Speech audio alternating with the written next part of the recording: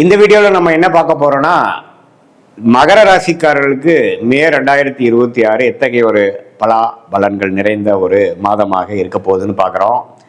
இப்போ பாருங்க, சயின்டிபிக் வேதிக் அஸ்ட்ராலஜி முறையில் எந்த விதத்திலும் மிகைப்படுத்தாமல் உள்ளது உள்ளவாறு ஒரு கிரகமும் ஒரு மாதிரியான அமைப்பில் இருக்கும் பொழுது எது மாதிரி தாக்கத்தை கொடுக்குதுங்கிறது அந்த அறிவியல் சார்ந்த கலையாகிய இந்திய வேத ஜோதிட அடிப்படையான சயின்டிபிக் வேதிக் அஸ்ட்ராலஜி நம்ம பார்க்க போகிறோம்.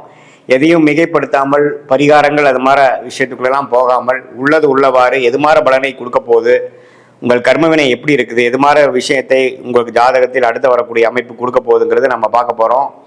இது ஒரு பொதுவான பலன் தான். இப்போ பாருங்க, மகர ராசிக்கு 2026 மே மாதம் எப்படி இருக்குன்னா, ராசி 6ஆம் இடத்திலே நீடித்திருக்கிறார் மாதம் முழுவதும். குருவே பார்த்தீங்கன்னா ஜூன் மாதம் தான் பயிற்சி அடைகிறார். மே மாதத்தில் எந்த மாற்றமும் இல்லை. 3ஆம் இடத்துல சனி இருக்கிறார். 7 நாள் சனியிலிருந்து நீங்கி இருக்கக்கூடிய மகர ராசிக்காரர்கள் ஓரளவுக்கு மீண்டு வாழ்க்கையில் முன்னேறக்கூடிய அமைப்புக்கு வந்துட்டு இருக்கீங்கிறதா உண்மை. 2ஆம் இடத்துல ராகு, 8ஆம் இடத்துல கேது இருக்கிறார். இப்போ இது மாதிரி ஒரு ஆண்டு கிரகம் சஞ்சாரம் இருக்கும் பொழுது மாத கிரகம் எப்படி இருக்குன்னு பார்த்தீங்கன்னா, செவ்வாய் பார்த்தீங்கன்னா மீனத்திலேயே ராசி அதிபதியோட முதல் 2 வாரம் இருந்து சில மன சஞ்சலங்கள், சில ரெஸ்ட்லெஸ்னஸ், சில கோபதாபங்கள், சில சௌரிய கோளாறுகள்லாம் மே மாதம் 2 வாரம் முதல் 2 வாரம் மகர ராசிக்காரர்களுக்கு செவ்வாய் சனியோட சேருவதனால் கொஞ்சம் அது மாதிரி ஒரு தாக்கங்கள் இருக்கு. ஆனால் மே செகண்ட் ஹாஃப்லேருந்து பார்த்தீங்கன்னா செவ்வாய் சனியோட விலகிறது நல்ல அமைப்பு. 4ஆம் இடத்துக்கு 10ஆம் இடத்துக்கு செவ்வாய் பார்ப்பது தவறு இல்லை. அதே சமயத்தில் புதன் பாருங்க 4 இருந்து 5க்கு மாறி 5ஆம் இடம் என்று சொல்லப்படுகிற சுக்கிரனோட வீடாகிய ரிஷபத்துக்கு வருவது அருமை. அதே மாதிரி சூரியனும் 5க்கு வரார். அப்புறம் மாத கடத்தியில் பார்த்தீங்கன்னா சுக்கிரனும் 6ஆம் இடத்துக்கு போறார். ஸோ சுக்கிரனே 5ஆம் வீட்டில் ஆட்சி பலத்தோடு இருக்கிறது அருமையான ஒரு time. So golden time May second week, third week, fourth வீக்ல இருந்து வரக்கூடிய செகண்ட் ஹாஃப் ஆஃப் மே மாதம் மகர ராசிக்கு ஒரு நல்ல அமைப்பு இருக்கு.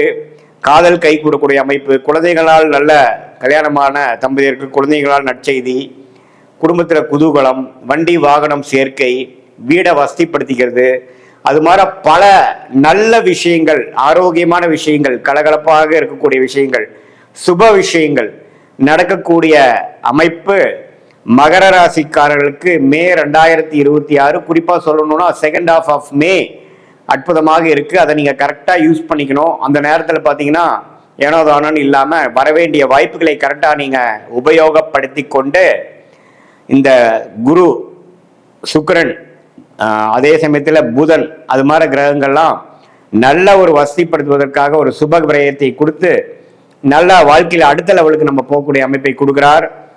வெளிநாடு விஷயங்கள், வெளிமாநில விஷயங்கள், சுப செலவுகள் இது எல்லாமே இருக்கு. அதே சமயத்தில் வருமானமும் இருக்கு. ஸோ இது அற்புதமான ஒரு காலத்தை நீங்க மகர ராசிக்காரங்க இவ்வளவு தூரம் கடந்த 2-3 வருஷமாலாம் ஜென்மசனி, அஷ்டம சனி எல்லாம் தாக்கி ஜென்மசனி, பாத சனியிலேருந்து வெளியில் வரக்கூடிய மகர ராசிக்காரர்களுக்கு இந்த வாய்ப்பை கரெக்டாக யூஸ் பண்ணிக்கணும். காதல் விஷயத்தில் இருக்கிறவங்க, காதல் செய்து கொண்டு இருக்கிறவங்க, காதல் கை கூடக்கூடிய அமைப்புகள் இருக்கு. பேரண்ட்ஸ் கிட்ட இருந்து பர்மிஷன், கன்சென்ட்டு, ஒத்துழைப்பு, பர்மிஷன் கிடைக்கக்கூடிய அமைப்புகளாக உண்டு. அதே மாதிரி கலைத்துறையில் இருக்கக்கூடிய, மீடியா துறையில் இருக்கக்கூடியவங்களுக்கு நல்ல ரெகக்னிஷன் வாய்ப்புகள் உண்டு. வெளிநாடு போகக்கூடிய அமைப்புகள் உண்டு. சுப முதலீடு வியாபாரத்தை அடுத்த லெவலுக்கு கொண்டு போகக்கூடிய ஒரு எக்ஸ்பான்ஷன் பண்ணக்கூடிய அமைப்புகள் கண்டிப்பாக உண்டு. ஸோ மகர ராசிக்காரர்களுக்கு பார்த்தீங்கன்னா இதுவரை கொஞ்சம் மே மாதம் 2 வாரம், மார்ச் மாதத்திலாம் கொஞ்சம் சிறு சிறு பிரச்சனைகள், மன சஞ்சலங்கள்னால் பாதிக்கப்பட்ட மகர ராசிக்காரர்களுக்கு இது ஒரு நல்ல மாற்றமாக மே 2026 குறிப்பாக சொல்லணும்னா செகண்ட் ஹாஃப் நல்ல ஒரு வாய்ப்பாக இருக்குது. அதை நம்ம யூஸ் பண்ணிக்கணும். மாணவர்களும் பார்த்தீங்கன்னா புதன் சுக்கிரனோட வீட்டுக்கு நல்லா புரிதலோட, ஒரு ஆம்பிஷனோட, கிளாரிட்டியோட, கான்ஃபிடென்ட்டோட படிக்கக்கூடிய அமைப்புகள் மாணவர்கள் காம்படிட்டிவ் எக்ஸாம் எழுதுறவங்களா இருந்தாலும் சரி, 10th 12th எக்ஸாம் எழுதுறவங்களா இருந்தாலும் சரி, மேற்படிப்புக்காக என்ட்ரன்ஸ் எக்ஸாம் போகிறவங்களா இருந்தாலும் சரி, ஒரு நல்ல அமைப்பை கொடுக்கக்கூடிய ஒரு அமைப்பு இருக்குது. இந்த டைம் நீங்கள் நல்லா யூஸ் பண்ணிக்கணும். இது ஒரு பொதுவான பலனை தவிர உங்களுடைய ஜென்ம ஜாதகத்தில் எது மாதிரி தசா புக்திகள் போய்கொண்டிருக்கிறது, உங்களுடைய லக்னம் என்ன, உங்களுடைய நட்சத்திரம் அவிட்டமா, திருவோணமா, உத்திராடமா அப்படிங்கிறதெல்லாம் பார்த்து உங்கள் தசாபுக்திகள் எப்படி போய்கொண்டிருக்கிறது, அந்த தசநாதனும் புக்திநாதனும் இப்போ கோச்சாரத்தில் எது மாதிரி அமைப்பில் போயிட்டு இருக்காங்க அப்படிங்கிற விஷயத்தெல்லாம் நம்ம பார்க்கும் பொழுது நம்மளுடைய கர்மா எது மாதிரி விஷயத்தை காட்டுது, இந்த பொதுவான பலனை காட்டிலும் இன்னுமே துல்லியமான பலன்கள் என்ன, தசா புக்தி அந்தரம்னு நம்ம பிரித்து தசையை வருட கணக்கில் பார்த்து, புக்தியை 2 வருடம் 3 வருடம் லெவலில் பார்த்து, அந்தரம் பார்த்திங்கன்னா மாத கணக்கில் பார்த்து, சூக்ஷமம் வாரக்கணக்கில் பார்த்து எது மாதிரி விஷயங்கள் நமக்கு காத்திருக்குது, எது மாதிரி பிராப்தங்கள் நம்மளோட ஜாதகத்தில் இருக்குது, எது மாதிரி விஷயங்கள் நமக்கு சரி வராதுங்கிறதெல்லாம் தெரிந்து அதுக்கு தகுந்த மாதிரி நம்மளுடைய வாழ்க்கை பயணத்தை திட்டமிட்டு அந்த செயல் அமைப்புகளை வடிவமைத்து அது மாதிரி நம்ம அந்தந்த நேரத்தில் நம்ம செய்து கொண்டே ஆனால் தேவையற்ற பண விரயங்கள், தேவையற்ற சமய விரயங்கள் எல்லாம் தவிர்த்து, ஏன்னா வாழ்க்கையில் நம்ம ஒரு 1000 வருஷம் வாழ போகிறதில்ல. ஒரு 20-25 வயசுக்கு மேலே நம்ம வேலைக்கு வந்துட்டோம், தொழிலுக்கு வந்துட்டோம்னா ஒரு 30-35 வருஷம் மேக்ஸிமம் நம்ம கெரியர் இருக்குது. அதுக்கப்புறம் ரிட்டையர்மெண்ட் ஆகிறோம். அதுக்கப்புறம் நம்ம முதல் மாதிரி ஆக்டிவாக இருக்க முடியாது.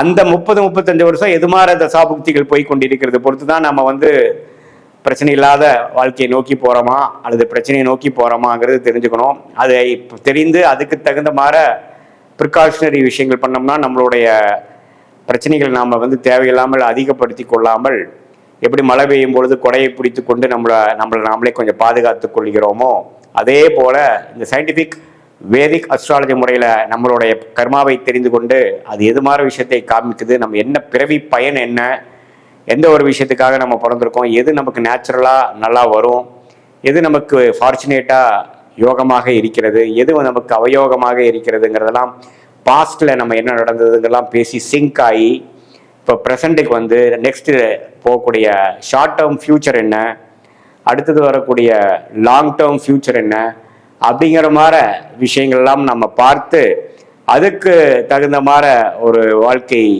அமைப்புகளை திட்டங்களை தீட்டி அதுக்கு சேர்ந்த மாதிரி செஞ்சோம்னா சயின்டிஃபிக் வேதிக் அஸ்ட்ராலஜி முறையில் நல்ல பலன் அனுபவிக்கலாம். நம்ம இந்த மாதிரி பரிகாரங்கள் அது மாதிரி விஷயத்துக்குள்ள போய் நம்ம கர்மாவை மாற்றிட முடியும் அப்படிங்கிறதுல சயின்டிஃபிக் வேதிக் அஸ்ட்ராலஜி முறையில் பெரிய நம்பிக்கை இல்லை. ஆனால் என்ன விஷயம் எப்படி நடக்குது, எது மாதிரி எது விஷயங்கள் காட்டுதுங்கிறது தெரிந்தால் அதுக்கு தகுந்த மாதிரி மென்டலாக ப்ரிப்பேர்ட் ஆகி நம்மளுடைய பிராப்தங்களை நம்ம அதிகரிக்க முடியும், நம்மளுடைய பர்சன்டேஜ் ஆஃப் சக்ஸஸை இன்க்ரீஸ் பண்ணிக்க முடியும், அதிகரித்துக்க முடியுங்கிறதை நாம் தெரிஞ்சுக்கணும்.